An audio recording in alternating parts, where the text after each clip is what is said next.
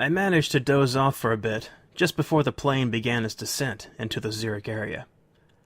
The abrupt change in pressure, combined with a drop in my stomach, woke me up from my light slumber. I shook off my fatigue and adjusted my seatbelt. Out of curiosity, I glanced out the window and saw fantastic scenery, which seemed to have come from a painting. Slowly but steadily, the plane descended through the thin layers of clouds, and eventually the airport's runway came into view.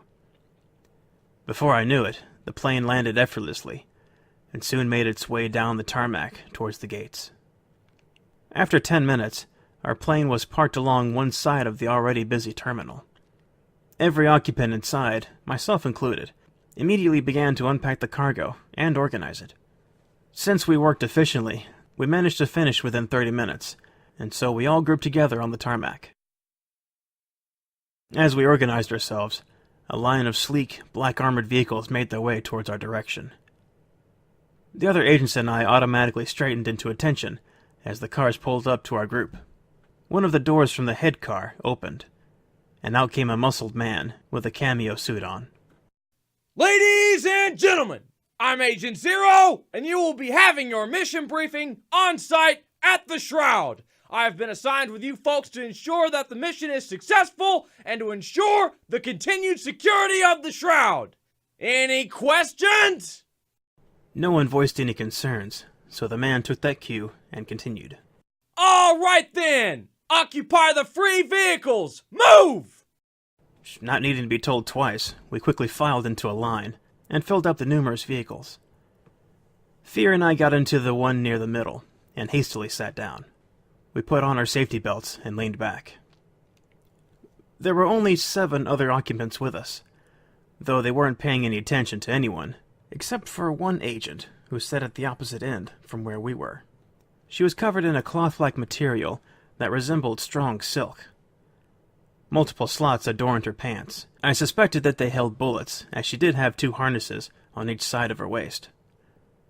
What caught my eye, however, was the fact that she was staring at Fear intently. I grinned as I had the perfect blackmail to tease him with. I looked at Fear, and realized that he noticed the staring as well. "She's checking you out," I said slyly. Fear rolled his eyes. "Yeah, good for her," he replied dryly. I chuckled lightly in amusement. I turned my head away, but as I looked through the corner of my eye, I saw that Fear was still looking at the agent. I elbowed him in the rib, which instantly caught his attention. He glared at me, but quickly turned away and crossed his arms. I could have sworn I saw a tinge of red on the part of his cheeks that wasn't covered. I couldn't hold back my grin as I leaned towards Fear's ear. She does have a pretty face. Fear's shoulder tensed up, and he whipped his head to face me. "If you don't shut up right now, I'm going to kick your ass." I shrugged aside his empty threat. Yeah, whatever. Why don't you talk to her when we get some free time? Fear snorted. Right, as if I'm the most talkative person out there. Never mind talking to women. I contemplated on pouting, but then I realized that it would look ridiculous on me. Instead, I chose to give him puppy eyes. "Oh, come on, bro. We could die at any moment. Don't you want to make the most of this chance?" Fear looked at me, as if I grew an extra head. To start, get rid of that look. It's really disturbing. Second, you know that I don't start conversations. Hell, I hardly enjoy talking to people. But you enjoy talking to me, right? I grinned. My friend, Mock, glared at me. That ass-whooping is really starting to look far more attractive than any woman. I rolled my eyes and leaned back in my seat. Fine then, but don't come crying to me when your testosterone levels go spiking up and you've got no chick to find and release it with. Fear literally bolted up from his seat, but was quickly pushed down as the armored vehicle began to move. The compartment shook a bit, but otherwise was stable. Fear then leaned towards my ear and hissed. "I'm going to kill you." I cracked a smile. Huh, you go do that, though it'll be you who'll pay for my funeral. The assassin merely glared at me before he punched me rather hard on the arm, and looked away. I grunted and rubbed my arm. I winced a bit at the slight pain, but it was so worth it just to get Fear to react. The rest of the drive went by in silence. I had no idea how much time had passed, though to me it seemed like an eternity. Throughout the ride, Fear and the other agent shared timid looks with each other. I shook my head. Fear was very skilled as an assassin, but when it came to women, my poor friend was helpless. Finally, we arrived at our destination, and the sliding doors opened from the outside. As we were closest to the exit, Fear and I got out first and observed our surroundings. I looked up and was met by the sight of an extremely tall, yet elegant building. My breath hitched in my mouth. It was the Shroud. It was my first time ever at the Shroud, so I was taken aback by its stunning appearance. Damn, I took back all of my remarks about the Swiss. They certainly knew a lot about architecture. The Shroud had a cylindrical base that rose up over 4,000 feet, even bigger than the Burj Khalifa in Dubai, and that was just less than 3,000 feet. All of the thousands of perfectly cut windows were tinted a nice navy color, which sparkled like sapphires in the early autumn sun. Equally tall tower-like structures extended out from its four sides. Those were probably observation posts, on the lookout for potentially hostile aircraft. All in all, it was extremely impressive, and I was not disappointed. Apparently, I wasn't the only one who was impressed, as several of the other agents gathered around to observe the building in awe. The Irish agent stepped out of his vehicle and whistled appreciatively at the sight. Damn, she's a beauty. There was murmuring among the agents as they agreed with the statement. The man in the cameo suit got out of his car and walked towards the front of the gathering. All right, agents, make your way inside and follow the signs. They will guide you to the briefing room. With that said, our rather large group made our way inside the spectacular building. I was a bit unnerved by being around so many high-ranking Seeker agents, all assigned the same mission. The only other time that was done was during the initial extermination of the Phantoms. We did as we were told and followed the very helpful signs. They led us through the main area, which was as stunning as the outside, with the forestry of greens planted all around, and a nice canal ran underneath our steps.